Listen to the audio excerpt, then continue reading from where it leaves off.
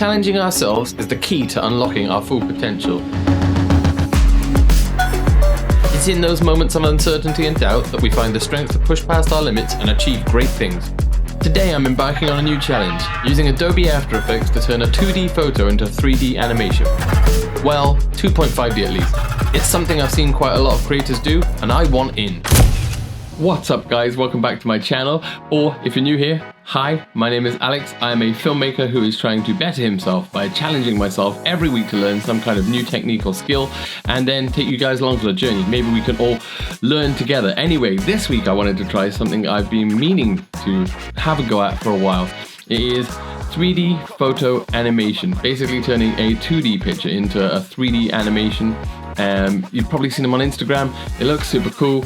One of my favorite creators, Andreas Hem, does them quite a lot, and I want to give it a try. So let's get going. Right, so first of all, we need a photograph. And to get that photograph, I'm going to go out now. It's almost golden hour. The main focus is this, which is a classic Polaroid camera. The idea is that I'm in kind of a tripping stance with with this Polaroid kind of out in front of me, and then in After Effects I'm going to add a bunch of Polaroids all at different depths in the frame coming out. The parallax between the background, me, and all these different depths Polaroids as a camera kind of rotates like this should be pretty dope. It's not the most complex animation, but you know, I think if it turns out like I think it will, then it should look pretty good.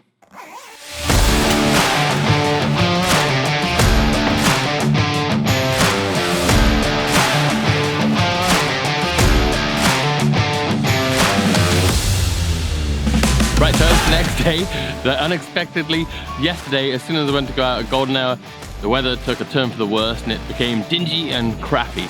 Anyway, I come out this morning, it's not ideal, it's like 9:30 in the morning, so I missed the golden hour, but still should be pretty good. The sun's not above us, it's still over there, still some nice shadows. I'm gonna take a few different pictures in different locations and basically just see what works.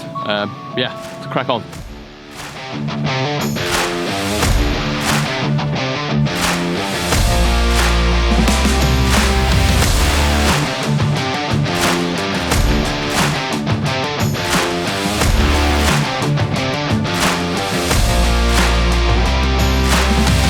Alrighty, I've taken at least one picture I think might be okay. I had to modify the idea a little bit. Also, I suck at photography, so I've experimented with a few different things.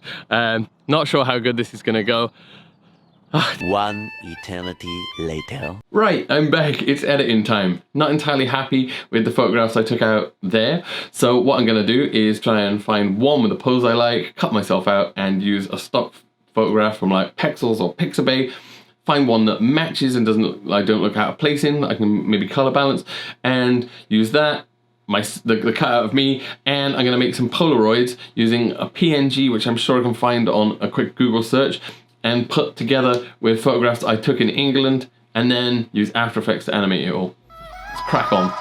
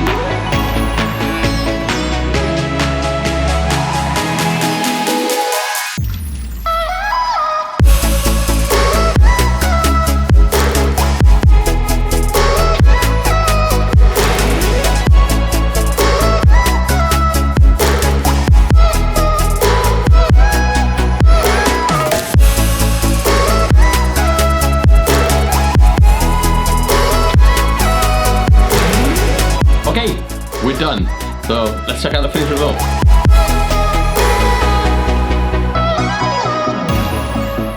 simple as this is, I'm actually pretty happy with it. It looks pretty dope. I think it all matches quite well. The animation looks good. I probably could have spent a little bit more time fine-tuning it, but for a first ever time trying to do this, I was actually pretty impressed. I didn't learn, if I'm honest, I didn't learn an amazing amount of new techniques, but what I did learn is that I've actually picked up quite a lot from the last few years of editing videos, that I could just do this by myself. I already had it in my mind that I needed to cut out the picture of me and rotoscope it out. I ended up using Rotobrush 2.0 because it's amazingly quick to just outline it, especially if it's not even a video, it's just a picture. So I used that to just outline myself.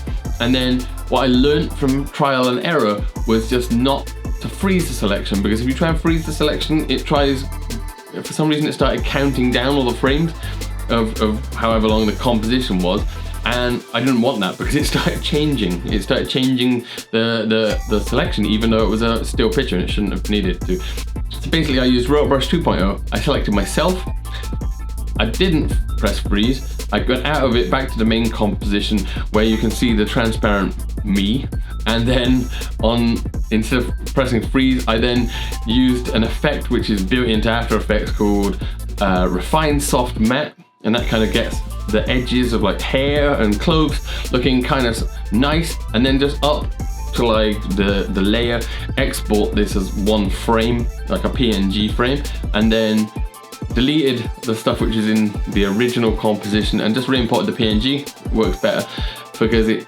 leaves your computer more brain power to do all the processing for other parts of the stuff rather than needing to be doing it for that. So just re-imported it as a PNG with a transparent background.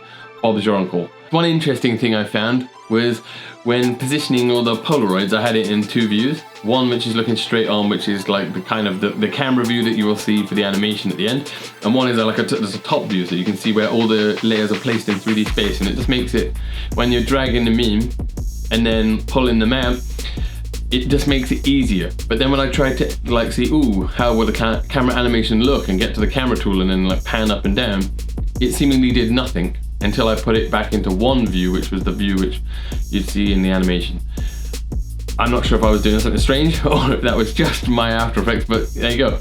Weird. Just keep that in mind if you try it yourself. So one final thing to remember, when you make your Polaroids, because obviously you get a Polaroid PNG, you cut out the middle and you stick your own pictures behind it, you can pre-comp it together so that it just all moves around together as one asset, and then you want to duplicate it because you want more than one in your frame. What do? You try and duplicate it in a timeline, and if you do that, as soon as you duplicate in the timeline, you try and change the picture and it will change it for both of them. This is because for some reason, I don't know why, maybe somebody who knows can post it in the comments, but they will be linked. So what you need to do is go up into your project settings on the top right hand side where you've got the list of all your assets, and your composition will be in there. Duplicate the composition, the pre-comp that you made for making the Polaroid, and then drag that down into the timeline, and now you can swap out the image and no problem, it won't change the others, it's not linked.